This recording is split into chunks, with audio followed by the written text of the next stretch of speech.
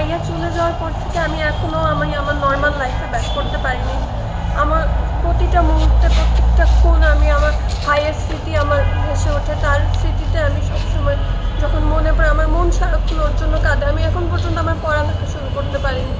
আমি আজকে আদালতে এসেছি আমার পরিবারের সাথে। আমি চাই যে আমার ভাইয়ের জন্য উপযুক্ত বিচার হয়, এই জিনিসটা যেন ঝুলে না থাকে, উপযুক্ত যেন বিচার হয়, এর জন্য আমি এসেছি।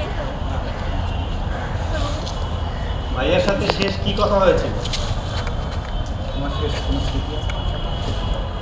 ভাইয়ের সাথে শেষ ও যেদিন আন্দোলনের যে 18 জুলাই ও যেদিন শহীদ হয় তার আগের দিন রাতে ও রাতের মধ্যে পিৎজা অর্ডার করে। পিৎজা অর্ডার করার পর তখন ও পিৎজা আমাকেও দেয়, আমার সাথে শেয়ার করে। তখন আমার সাথে ওর লাস্ট কথা হয়েছে। তারপরের দিন আর সাথে আমার কোনো কথা হয়নি।